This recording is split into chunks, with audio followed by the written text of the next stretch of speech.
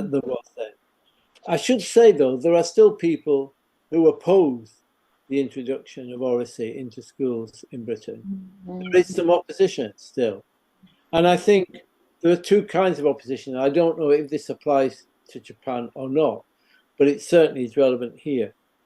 The first kind of opposition is from people who would probably disguise themselves as taking a traditional approach to teaching and learning in schools. And what they typically have said is that getting students to talk more is a waste of time. The best way of learning science, teaching science, is they sit and listen, or history, and you talk. Anything else is just going to be a waste of time. They'll just share ideas that are wrong anyway. So the traditionalists will say that.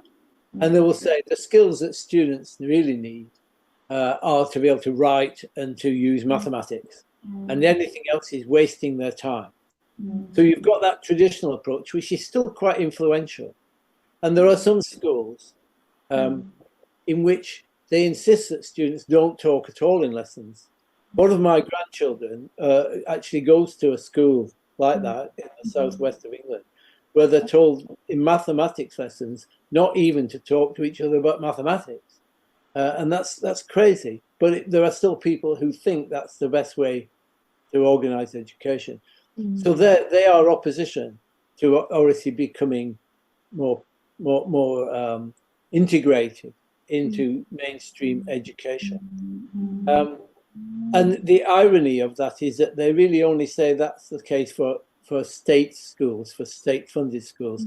In the private schools, of which there are still many in England and Britain, Oracy, some form of Oracy has been commonly included for a long time, to teach them to become confident speakers and listeners, and and that's one reason why there are so many more private school students who become politicians and judges and journalists. So it's a bit hypocritical of those people to say it shouldn't happen for most children, but they do. That's one kind of opposition. The other kind of opposition that we've had, which I do say something about in the book, is there are some other people who say, what you're saying is that all students should only speak in the same way, whatever their background, and if they speak a different dialect of English, then that's wrong. You're saying they should stop doing that, and if the accent isn't exactly like the most middle class south of England people, then they should have to change it. And so Oracy is a bad thing because you're telling them to stop speaking like they speak with their communities, or that their local language is bad. It's not true. We're not saying that. I mean, I speak with an accent that isn't a Southern English accent. I hope it's clear. But it's not the way that people in the South who are middle-class people speak. And I can also speak a dialect of English other than standard English, but it doesn't stop me speaking to you in standard English. So I think that is wrong again, that it's not, Oracy is not about stopping people speaking their other language or their other dialect, or learning that they have to always speak the same way. What we're saying is that students should learn that in different situations, you speak in different ways. If you're speaking with your parents or your friends, you don't speak the same way as in a job interview.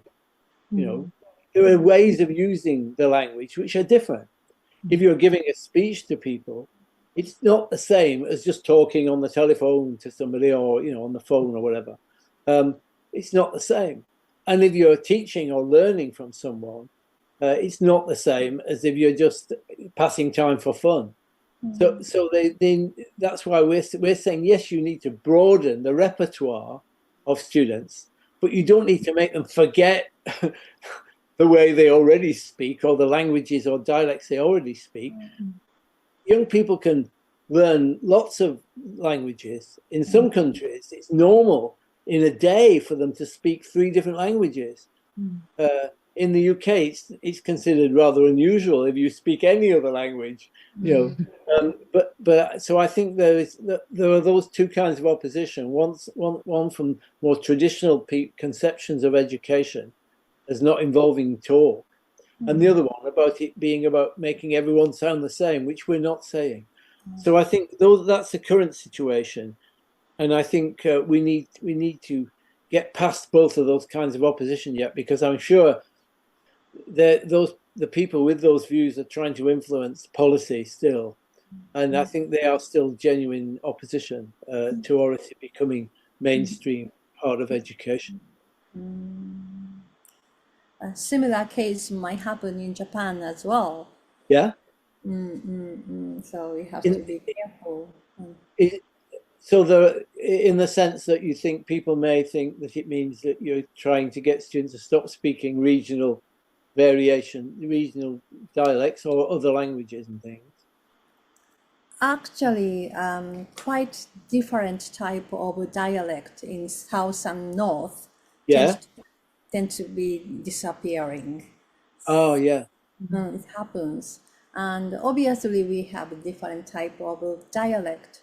And in a classroom, they don't use dialect that much. But it depends on the level of the student, isn't it? High school students, they tend to speak in more form. But primary students tend to use dialect. Yeah. I think here it's the same in the sense that when students are taking part in formal education and discussing things in classrooms with the teacher or speaking, I think there's an expectation they should use standard English. And I think that's okay. But what they don't need to be told is that they shouldn't speak their other kinds of language anywhere else. When they're outside school, or even when they're having a break from the lessons, they can speak how they like, and they shouldn't be told that's a bad way. It's just another way, and it's got its own, strengths.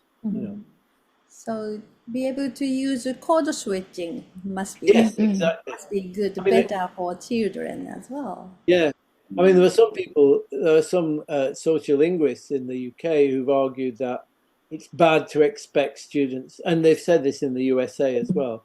It's bad to expect students to code switch, that it's demeaning or it's an insult to their identity if they have to switch codes.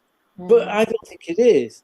You can switch codes to communicate more effectively in many ways. I've done it forever, and I don't see anything wrong with it. It's only bad if you're told that the codes that you use in your community are inferior, or the dialects are inferior kind of Japanese. They're not an inferior kind of Japanese, they're just a different kind of Japanese. And they have their own history and they will have their own value. And often that value is not recognized, but it really can be quite important. So to be able to handle two dialect and standard language can make children to aware like a difference of the language a lot. So that's right. That's right. Good thing for them to learn. Yes, that's right. I think they can appreciate more about spoken language in that situation. And they can see that if they have words, regional or local ways of describing things, that can sometimes be just an equally rich way of seeing the world as the standard way of saying things. Yeah.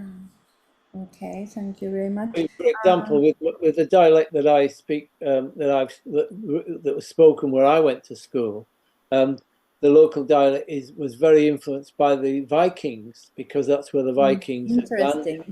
And it's so long ago, but many of the dialect words are based on Scandinavian words, which are different from the standard English. And that's great. It's a nice thing, and it's got a history. Yeah. And it means that community has got a special history, which isn't shared by the south of England. And the same in Scotland, that Scottish English has its own words and its own ways of saying things, which is recognised more in Scotland now. And it's not an inferior form of English, it's just a Scottish form of English, as opposed to a Southern English form of English.